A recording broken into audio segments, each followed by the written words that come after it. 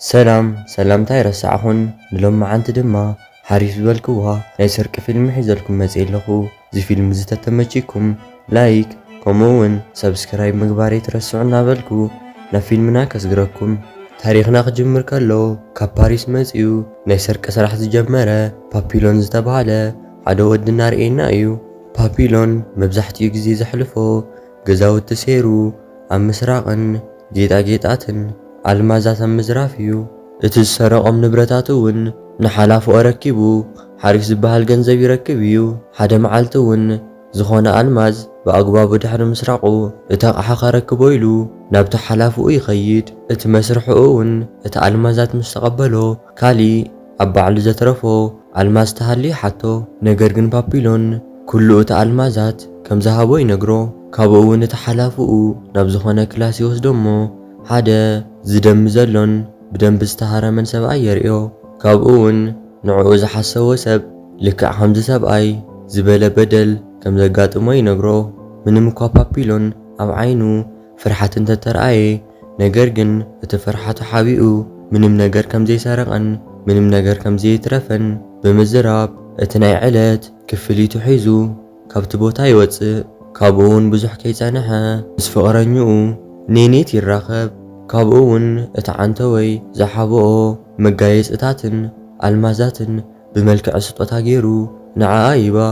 ነገር ግን ብሕቡእ እቲ ንኔኔት ዝሃባ መጋየፂ ሓደ ሰብኣይ ይሪኦ።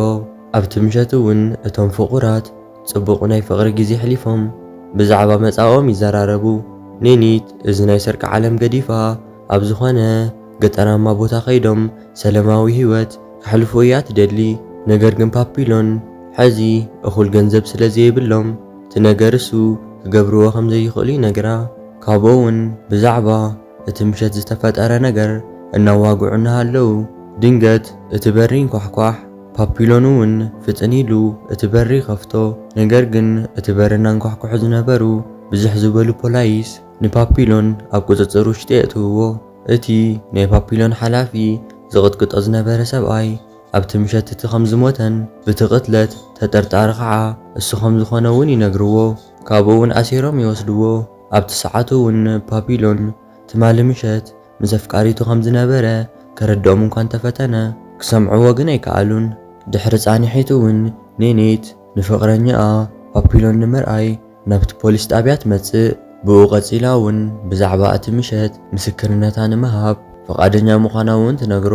ነገር ግን ፓፒሎን ናታ ምስክርነት ምንም ጥቕሚ ከም ዘይብሉ ይነግራ። ምክንያቱ እውን እቲ ናብኡ ዝተላኸኸ ወንጀል ብሽርሕን ተንኮልን ዝተመልአ ስለ ዝነበረ እዩ። ኣብዚ ሰዓቱ እውን ፓፒሎን እቶም ፖላይስ ብፈቃደኝነት ዘይሰድዎ እንተኾይኖም ካብቲ እስር ቤት ንምምላጥ እዩ ሓሲቡኒ። ካብኡ ቀፂሉ እውን ፓፒሎን ንፍቕረኝኡ ኔኔት ንዕኡ ከይትፅበዮን ህይወታ ክትቅፅልን ይነግራ። ነገር ግን ኔኔት ብናቱ ሓሳብ ዝተስማዕምዐት ኣይትመስልን። ኔኔት ድሕሪ ምኻዳ እውን ፓፒሎን ምስ ሓደ እሱር ይፋለጥ። ካብኡ እውን እቲ ዝተፋለጦ ቼት ዝተባሃለ እሱር እውን ካብዚ እስር ቤት ንምምላጥ ብዙሕ ገንዘብ ከም ዘድልዮም ይነግሮ። ካብኡ እውን ኣብቲ እስር ቤት ውሽጢ ሉዊስ ዴጋ ዝተባሃለ ሓደ ብናይ ሓሰት ገንዘብ ምክንያት ዝተኣሰረ ሚልዮነር የርእዮ። ምንም እኳ ሉዊስ እንተተኣሰረ እኳ ብዙሕ ዝበለ ገንዘብ ግን ኣብ ደገ ከም ዝሓበ ይፍለጥ እዩ። ካብኡ እውን ድሕሪ ፃንሒት እቶም እሱራት ኩሎም ኣብ ፈረንሳይ ኣብ ኪያና ዝተባሃለ ቦታ ዝርከብ እስር ቤት ክውሰዱ ከለዉ ንርኢ። ኣብቲ ምሸት እውን ፓፒሎን ናብ ዴጋ ብምቕራብ ናይቶም እሱራት ኩሉ ሓያልን መፍርሕን ስለ ዝኾነ ንዴጋ ገንዘብ ተኸፊልዎ ከም ዝሕልዎ ይነግሮ።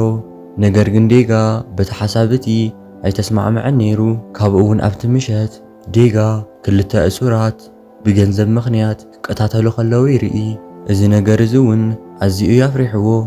ብንግህኡ እውን ናብ ፓፒሎን ብምኻድ እቲ ትማሊ ዘቕረበሉ ስምምዕነት ከም ዝተቐበሎ ይነግሮ።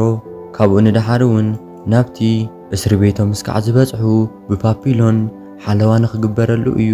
ካብኡ ብተወሳኺ እውን በዓል ቤቱ ካብቲ እስሪ ቤት ገንዘቡ ከፊላ ከም ተውፅኦ ስለ ዝፈልጥ እቲ ፓፒሎን ዘቕረበሉ ናይ ምምላጥ ሓሳብ ክቕበሎ ይከኣለን። ብድሕሪኡ እውን ኣብቲ ምሸት እቲ ትማሊ ነፍሲ ቅትለት ዝገበረ እሱር ናብ ዴጋ ብምምጻእ ንዕኡ እውን ክቐትሎ ይፍትን። ነገር ግን ፓፒሎን ፈጣንን ራእሳንን ስለ ዝነበረ እቲ ነገር እቲ ከም ዝፍጠር ኣቐዲሙን ስለ ዝፈለጠ ብፍጥነት ብምኻድ ምስቲ ሰብኣይ ክበኣስ ይጅምር። በዚ ምኽንያት እውን ኣብቲ ቦታ ዕግርግር ፍጠር። እዚ ከዓ ነቶም ፖላይስ ኣዝዩ እዩ ዘኾረዮም። ካብኡ እውን ንፓፒሎን ከም ቅፅዓት ክኾነ ኢሎም ናብ ዝኾነ ጥርሑ ዝኾነ ክላስ ይወስድዎ። ነገር ግን ፓፒሎን እቲ ቅፅዓት ምንም ኣይመሰሎን ነይሩ። ኣብቲ ሰዓት እውን ዴጋ ብዘይምሟቱን ፓፒሎን ስለ ዝሓለወን ኣዝዩ እዩ ዝተሓጎሰ። ኣብ መጨረሻ እውን እቲ ናብቲ ዝጓዓዝሉ ነበሩ ናብቲ ዝሓሰብዎ እስር ቤት ናብኡ ይበጽሑ።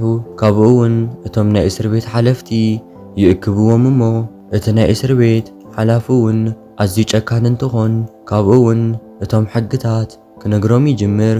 እቶም እሱራት ንኸምልጡ ተፈቲኖም ን2 ዓመታት በይኖም ናብ ዝኾኑሉ ክላስ ከም ዝኣትዉ ይንገሮም። ንኻልኣይ ግዜ ከምልጡ ተፈቲኖም ከዓ ን3 ዓመት ናብቲ ክፍሊ ከም ዝኣትዉ ይንገሮም። ንሳልሳይ ግዜ ከምልጡ እንተፈቲኖም ድማ ኣብቲ ሰባት ዝዓብድሉን እቲ ናይ መጨረሻ ክፉእ ዝተባሃለ ኣብ ሓንቲ ደሴት ዝርከብ ማንም ዘይፈልጦ እስር ቤት ናብኡ ከም ዝለኣኹ ይንገሮም። ብተወሳኺ እውን ዝኾነ ሰብ ንኻሊእ ሰብ እንተቐቲሉ ኣብቲ መድረኽ ክሳዱ ተቖሪጹ ከም ዝቕተል ይንገሮም።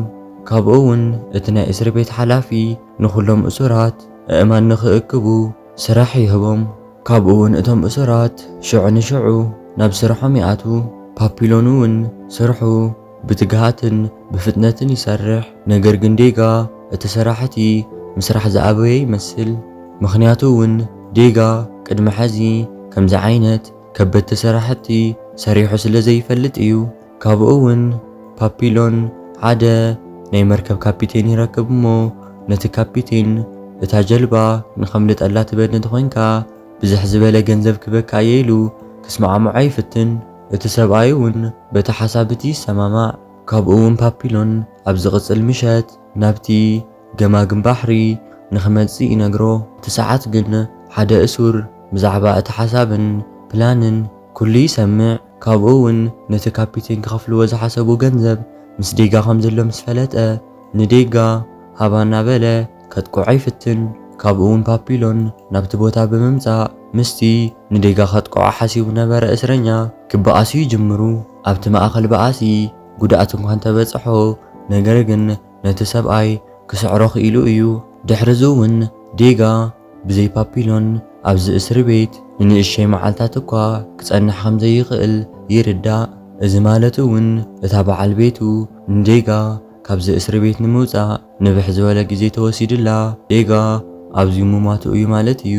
ካብኡ እውን ዴጋ ምንም ኣማራፂ ስለ ዘይነበሮ ንፓፒሎን እቲ ናይ ምምላጥ ሓሳብና ተሰማሚዐሉ እየ፣ ኣነ እውን ምሳኻ ከምልጥ እየ ይብሎ። ካብኡ እውን ብንግህኡ እቶም እሱራት ናይ ሞት ፍርዲ ንምርኣይ ብዝኾነ ቦታ ይእከቡ።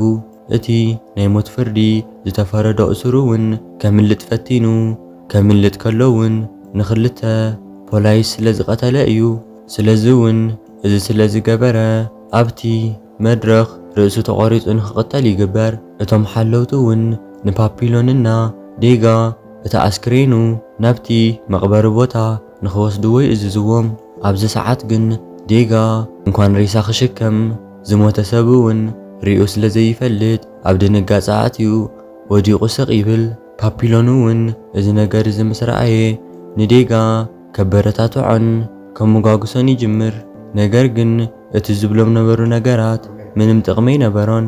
እቶም ምስኦም ዝነበሩ ሓለውቲ ግን ኣዝዮም ተናዲዶም ስለ ዝነበሩ ንዴጋ ተሲኡ እቲ ሬሳ ንኽሽከሞ የፈራርሕዎ። ነገር ግን ዴጋ እምቢ ይብሎም። ካብኡ እውን ካብቶም ወታደራት እቲ ሓደ ንዴጋ ኣብ ሕቑኡ ክወቕዖ ይጅምር። ካብኡ እውን ፓፒሎን በዚ ነገር እዚ ኣዝዩ ብምንዳድ እምኒ ብምልዓል ነቲ ሓደ ሓላዊ ብኡ ገይሩ ይወቕዖ። ካብኡ እውን ካብቲ ቦታቲ ምህዳም ይጅምር። ነገር ግን እቲ ምስኪን ዝኾነ ዴጋ ብፍርሒ ዝኣክል ምንቅስቓስ እኳ ከም ዝኸበዶ ንርኢ። ኣብቲ ምሸት እውን ፓፒሎን ናብቲ ገማግም ባሕሪ ብምኻድ ነቲ ካፒቴን ብስምምዕነቶም መሰረት እታ ጀልባ ንኽጎይ ሓቶ። ካብኡውን እቲ ካፒቴን ምስ ሓቂ ይጅምር ድሓር ግን ፓፒሎን ግንጽሊሉ ናብ ድሕሪቱ ምስ ረኣየ እቶም ሓለውቲ ከቢቦሞ እዮም እኒው። እቲ ካፒቴን ብዛዕባ ናይ ፓፒሎን ሓሳብን ከም ልጠሉ ዝሓሰበ ቦታን ኣቐዲሙ ነጊርዎም እዩ። ኣብዚ ሰዓት እውን እቲ ካፒቴን ከም ልጡ ናይ ዝሓሰቡ እሱራት ሓሳባቶምን ፕላኖምን ብምዝራብ ጥቕም ዝበለ ገንዘብ ከም ዝረክብ ንርዳእ። ብዙሕ ከይጸንሐ እውን ፓፒሎን ናብቲ እስር ቤት ይምለስ። ካብኡ እውን እቲ ናይ እስር ቤት ሓላፊ ዝኾነ ሰብ ሓደ ዜና የብስሮ። እቲ ዓንተወይ ብእምኒ ዝወቕዖ ሓላዊ ብሂወት ኣሎ እዩ። ስለዚ እውን ፓፒሎን ናይ ሞት ፍርዲ ኣይፍረዶን። ነገር ግን ንኸምልጥ ስለ ዝፈተነ ናብቲ ቤኑ ዝእሰረሉ እስር ቤት ናብኡ ከም ዝለኣኽ ይንገሮ። ናብቲ ቦታ ምስ በጽሐ ናብ ክፍሉ ምስ አተውዎ እቲ ክፍሉ ጸልማት ምዃኑ ይርኢ። ኣብቲ ቦታቱ እውን ሓደ በሪ ጥራሕ እዩ ዘሎ። ካብ ደገ ድምፂ የእቱን ካብ ውሽጢ እውን ናብ ደገ ድምፂ የውፅእን። ምንም እኳ ኣብቲ መጀመርያ ዝተኣሰሮ እስር ቤት ምስ እሱራት ምዝውዋርን ካልኦት ነገራትን ይገብር እንተነበረ፣ ነገር ግን ኣብዚ ቦታ እዚ እንኳን ምስ ካልኦት ሰባት ክዛረብ ምስ ባዕሉ ምዝራቡ እውን ከም ዘቕፅዕ ኩሉ ነገር ይነግርዎ። ካብኡ ብዝሓለፈ እውን እቲ ዝውሃቦም ምግቢ ዘጽልእን ዘፈንፍንን እዩ። ነገር ግን ኣነ ክሪኦ ከለኹ ዝኾነ ዝተበፅበፀ ሽሮ ነገር እዩ ዝመስል። ሓደ መዓልቲ እውን ብዝገርም ኩነታት ፓፒሎን ኮኮናት ይቕበል። ካብኡ እውን ኣብቲ ውሽጢ ምስቲ ኮኮናት እውን ዝኾነ ወረቐት ይለኣኸሉ። ካብ ብሐዚ ዝመጾ ምግቢ ኮኮናት ጥራሕ ምዃኑ እዩ ነይሩ። ፓፒሎን እውን እዚ ነገር እዚ ብዴጋ ከም ዝግበረሉ ዘሎ ምስ ፈለጠ እቲ ኮኮናት ብምጥዕዓም ምብላዕ ይጅምር። እዚ ነገር እዚ እውን ንዝተወሰኑ ሰሙናት ይጸንሕ። ነገር ግን ኣብ መጨረሻ እቲ ናይ እስር ቤት ሓላፊ ንፓፒሎን ኮኮናት ዘቕርበሉ ሓላዊ ይረኽቦሞ ሽዑ ንሽዑ ይቐትሎ። ካብኡ እውን ቀጺሉ ናብ ፓፒሎን ብምቕራብ እዚ ኮኮናት ንኽወሃቦ ዝገበረ መን ምዃኑ ይሓቶ። ነገር ግን ፓፒሎን ምንም ነገር ንምዝራብ ፈቓደኛ ክኾን ኣይከኣለን።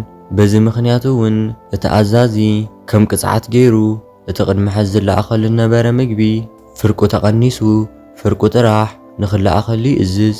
ከምዚ እናበለ እውን ሓደ ወርሒ ይሓልፍ። ፓፒሎን እኹል ምግብን እኹል ድቃስን ብዘይምርካቡ ሰውነቱ እናኸሓዶን ምንቅስቓስ እኳ እናኣበየ መጺኡ እዩ።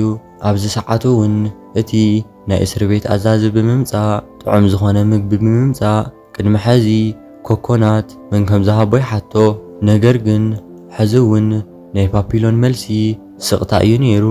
ኣብዚ ሰዓቱ እውን እቲ ሓላዊ ኣዝዩ ስለ ዝተናደደ ፓፒሎን ዘለዎ ክፍሊ ንእሽተን ብርሃን ስለ ዝነበሮ እቲ ብርሃን ሸፊኖም ሙሉእ ንሙሉእ ጸልማት ንኽገብርዎ ይነግሮም። በዚ ምኽንያቱ እውን ፓፒሎን ኣብ መፍርሒ ኩነታት እዩ ወዲቑ ዘሎ። ብኣግባቡ ምግቢ ይረክብን ዝዛረበ ሰብ የለን። ካብኡ ብዝሓለፈ እውን ምርኣይ እኳ ይኽእልን። በዚ ምኽንያቱ እውን ክረጋጋዕ ኣይከኣለን። ብምግቢ ስእነትን ብኻልኦት ነገራትን ክዓብድ ይጅምር። ኣብ ዝሐዘ ሰዓቱ እውን ፓፒሎን ብጣዕሚ ስለ ዝደኸመ ምንቅስቓስ እኳ ይኣብዮ። በዚ ምኽንያቱ እውን ናብቲ ናይ እስር ቤት ሕክምና ይወስድዎ። ከም ኣጋጣሚ ኮይኑ እውን ዴጋ ኣብቲ ቦታ እዩ ዝሰርሕ። ኣብ ዝሓለፉ ሓደ ዓመት እውን ናይቶም ሓለውቲ እምነት ክረክብ ክኢሉ እዩ። በዚ ምኽንያቱ እውን ተወሳኽቲ ሓለውትን እኹል መብትታት ይወሃብዎ። እዞም ክልተ ኣዕርኽቲ እውን ኣብዚ ቦታ እዚ ይራኸቡ። ካብኡ እውን ብድጋሚ እቲ ንኸምልጥሉ ዝሓሰቡ ፕላን ክዘራረቡ ይጅምሩ። ኣብዚ ፕላኖም እዚ እውን ክሕግዝዎም ዝኽእሉ ክልተ እሱራት የድልይዎም እዮም። እቲ ናይ መጀመርያ ጠንካራ ክኾን ኣለዎ፣ እቲ ካልኣይ ከዓ ጎራሕ ክኾን ኣለዎ። ካብቶም በቶም እሱራት ብዙሕ በደል ዝፍጸመሉን ኩሎም ዝቕጥቅጥዎን ጎራሕ ዝኾነ ቆልዓ እዩ መሪጹ ምስኦም ካብቲ እስር ቤት ንኸምልጥ። ስለዚ እውን ዝምልምሎ ሰብ ረኺቡ እዩ። ብኻልኣይ ደረጃ ከዓ ሲኒየር ዝተባሃለ ሓደ ጨካን ሰብ እዩ ዝመረጸ። እዚ ሰብኣይ እውን ኣብቲ እስር ቤት ካብ ዘለዉ ጠንካራታትን ሓሪፍ ሰብን እዩ። እቲ ካልኣይ ሰብ እውን ይረክብ። በዚ ምኽንያቱ እውን ሲኒየርና ዴጋ ከም ግዛዕ ኢሎም ሓደ ጀልባ ክገዝኡ ክኢሎም እዮም። ኣብ ሓደ ምሸት እውን ነቶም ሓለውቲ ተባሂሉ ዝተዳለወ ናይ ፊልም ፕሮግራም ኣብቲ ምሸት እቲ ንፓፒሎን ከምልጡ ሓሲቦም እዮም። ኣብዚ ሰዓት እውን ዴጋ ኣዝዩ ፈሪሑ ዘሎ እቲ ካብቲ እስር ቤት ናይ ምምላጥ ሓሳብ እውን ስካዕ ምግዳፍ ይበጽሕ። ካብኡ እውን እቲ ናይ ቀረባ ዓርኩ ዝኾነ ፓፒሎን ናብኡ ቅርብ ብምባል ካብዚ እስር ቤት ክፍታሕ እየ ምባል ዘበት እዩ። ከም ልጡላ ዝኽእሉ ኣጋጣሚ እውን ሕዚ ምዃና ይነግሮ። ኣብ ዝቕጽል መዓልቲ እውን ዘይበጽሕ የለን። እቲ ናይ ፊልሚ መዓልቲ በጺሑ እቶም ብዙሕ ዝበሉ ናይ እስር ቤት ሓለፍትን ሓለውትን ኣብቲ ዝግጅት ተረኺቦም እዮም። ፓፒሎን እውን ነቶም በዓል ስልጣናትን ሓለፍትን መስተ እናቕረበሎም እዩ። ከምቲ ፕላኖም ተኾይኑ እውን ንፓፒሎን ንዴጋ ኣብቲ መውፅኢ በሪ ኮይኖም እናተጸበይዎ እናሃለው ዴጋ ከዓ ካብቶም በዓል ስልጣናት እቲ ናይ በሪ ቁልፊ ሰሪቑ ከምጽእ ኣለዎ። በዚ ምኽንያት እውን እቶም ካልኦት እሱራት ኣብቲ በሪ ኮይኖም ንዴጋ እናተጸበይዎ እዮም። ነገር ግን ብድንገት ዴጋ እቲ ቁልፊ ንምስራቕ እናሞከረ እናሃለወ ማይ ምውቃዕ ይጅምር። እዚ ነገር እዚ እውን ነቲ ነገር ከቢድ ይገብሮ። በዚ ምኽንያት እውን ዴጋ ኣዝዩ ምፍራሕ ይጅምር። ብኻሊእ ወገን እውን ሲኒየር ንዕኡ ካብ ምጽባይ ካሊእ ኣማራጺ ንኽጥቀሙ ሓሳብ እናቕረበ እዩ። ነገር ግን ፓፒሎን ብዘይ ዓርኩ ካብቲ ቦታ ንምኻድ ፍቓደኛ ይነበረን። በስተመጨረሻ ግን እቲ ቁልፊ ክሰርቕ ክኢሉ ናብቲ ቦታቲ ብፍጥነት ይመጾም።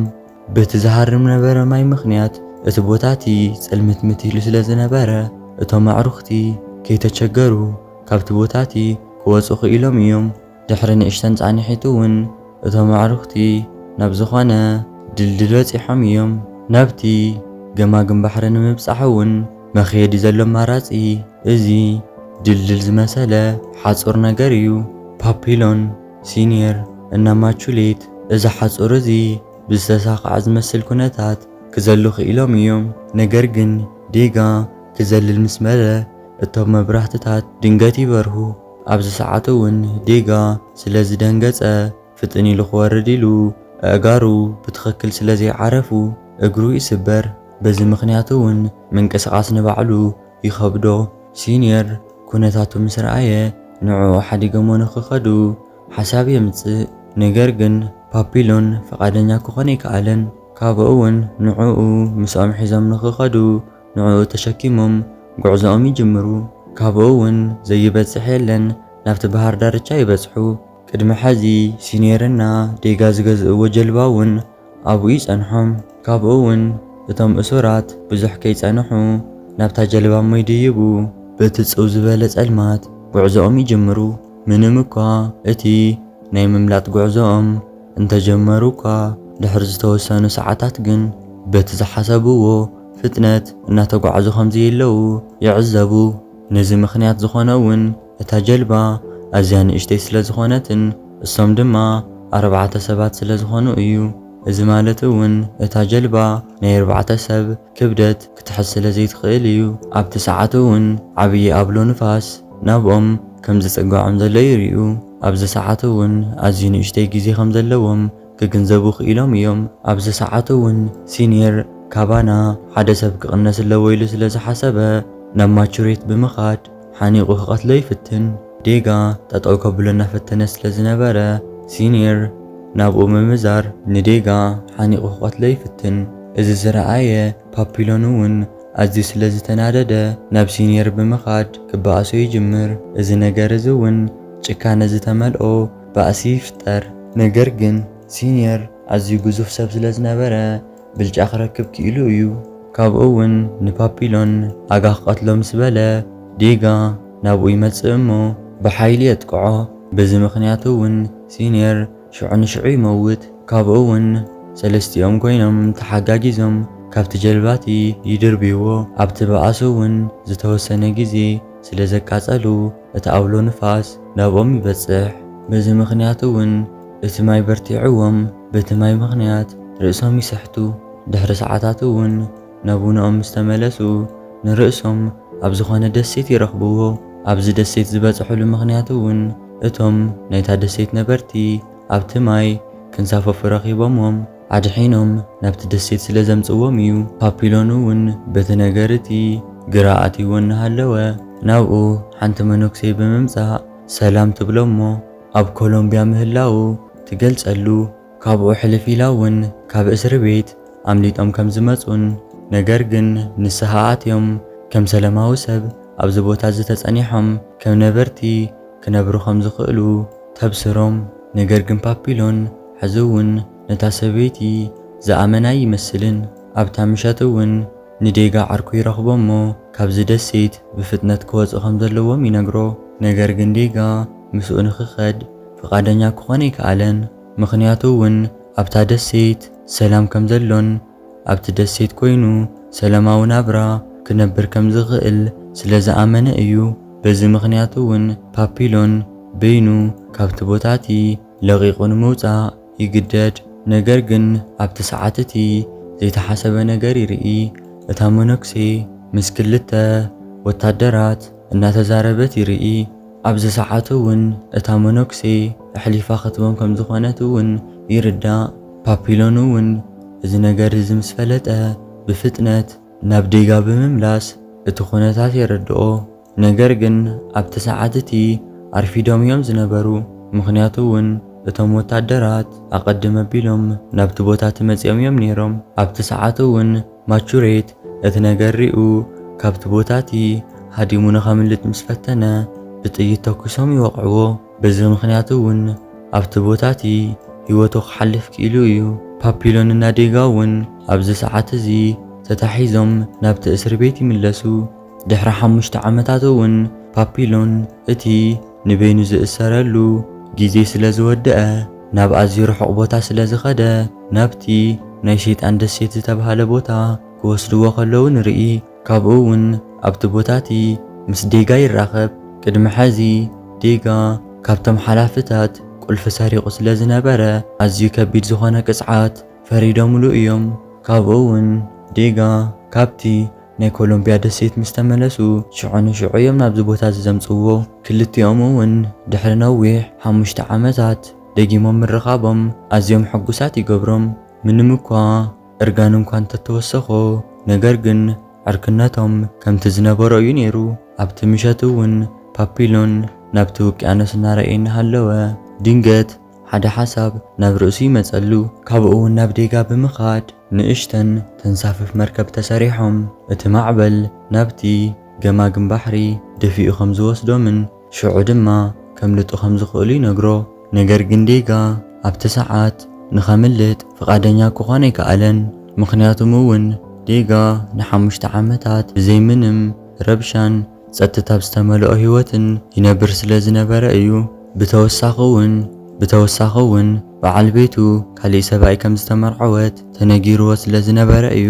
በዚ ምኽንያቱ እውን ዘምልጠሉ ምንም ዓይነት ምኽንያት ኣይነበሮን። ይኹን እምበር ግን ንፓፒሎን ንኸምልጥ ከም ዘሕግዞ ቃል ይኣትወሉ። በቲ ምኽንያቱ እውን ሓደ ነገራት ብምእካብ ካብኡ እውን ኮኮናት ብምእካብ ዝንሳፈፍ ነገር ንምስራሕ ይምክሩ።